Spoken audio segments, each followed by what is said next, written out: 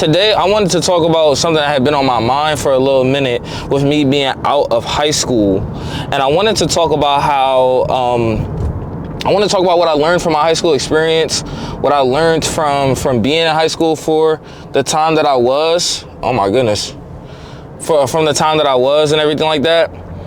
And realistically, I learned a lot. Like, I learned so much because I was able to, how do I say, I was able to look back on it recently with even like talking to some of my old friends, with even different things that I'm doing in my life now that I wish I was doing back in high school.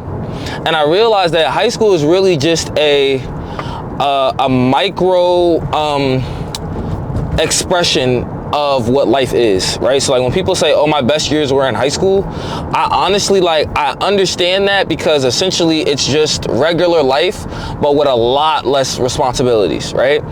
And the crazy thing is where you are placed in like the hierarchy of like high school and life and everything like that, to be honest with me, it shows a lot about who you are, where you spend your time. And to be honest with you, the better your experience in high school doesn't always mean the better your experience in life. Because I know, like, I got friends who were popular, or a lot of people knew them, everything like that in high school, but now they're not really all that. And I'm saying not all that in the sense of like right now, I'm not sitting there wishing I could be them or wishing I was hanging out with the people they was hanging out with, not wishing I was going where they was going. And a lot of that is because of the fact that, for one, in high school, the number one thing that, in my opinion, makes a lot of people popular is, realistically, it's you being higher and higher on the social hierarchy. And I'm here to tell you right now, we don't care. Let me learn about this recently.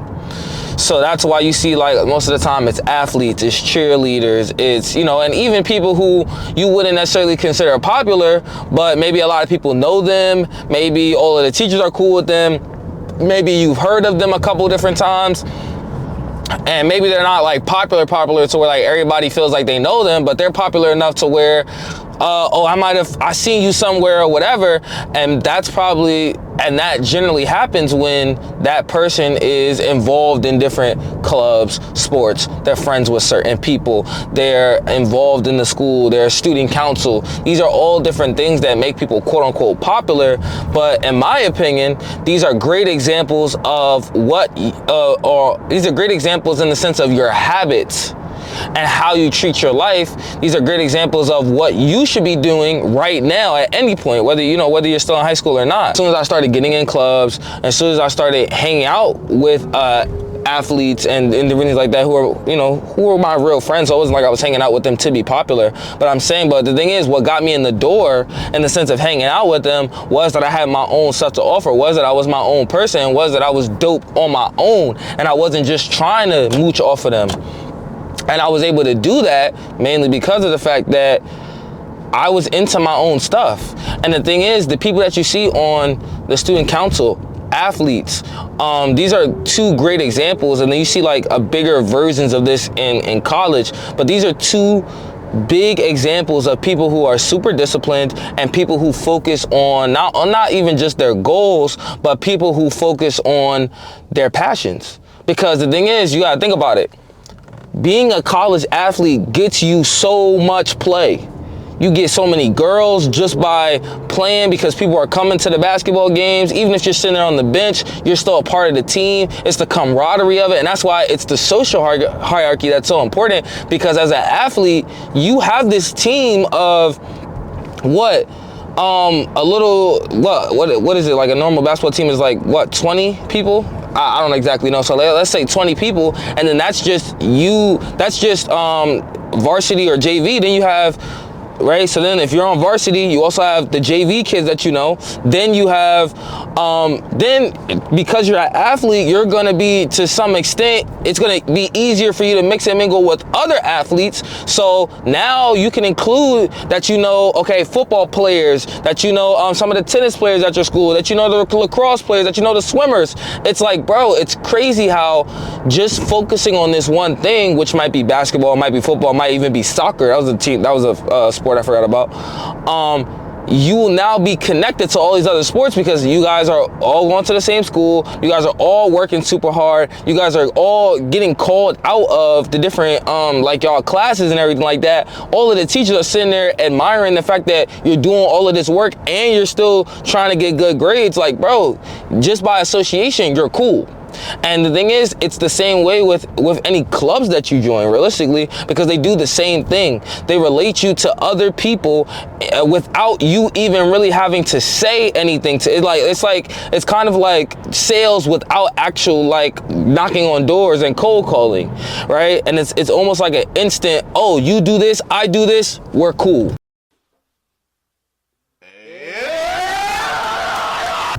So it's the same thing with like debate team. It's the same thing as if like you get on the student council. People are gonna be cool with you and they're gonna wanna know more about you because you dictate their environment to some extent. You now have more power. You now know more people. You now know more teachers. It's crazy how that works. And the thing is, and in regular life, as I've begin to, as I begin to live without school, which has been weird, honestly, I've learned more and more about how it doesn't really matter, I want to say.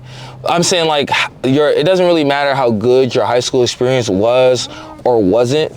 What matters is what you learn from it. Being socially aware and having social currency is just as powerful, if not more powerful, than actually having money. Because there's athletes who are poor, still bagging more girls than you, and you got a nice, and you got the nice clothes on, you got the nice drip and all of that. I've seen that so many different times. And especially they didn't give it as much respect. That's another thing that y'all gotta also remember. These different activities are gonna give you a certain level of respect that's gonna hit different. When somebody sits there and like, oh, you play basketball, oh, you do this, or you do that, they're gonna sit there and be like, oh, well, hold on. Like, and now they're gonna instantly respect you without even knowing your struggle, without even knowing the time you put in, whatever. It's a certain amount of respect that comes with that. So if you can sit there right now and you can take one thing, it could be at any topic and anything like that, and you go hard on it and you love it and you go crazy with it, people are gonna give you respect in real life, the same way that like teachers and kids would give the athletes and stuff like that respect without them doing anything. That's gonna be you when you say, oh, well, hey, I'm getting into this trade, or hey, I want to go be a mechanic or whatever, you know, or like with me, I want to go be a content creator. These are different things that are instantly going to give you a certain level of respect because you're working hard at this thing. That dedication that you're putting in when nobody's looking is going to now come in to building that title. And realistically, one of the great parts, my bad, I'm just realizing that like my camera's like crooked, like y'all are kind of seeing me like this. But one of the great parts is, oh wait, hold on. One of the great parts is all of the work that you do behind the scenes, right?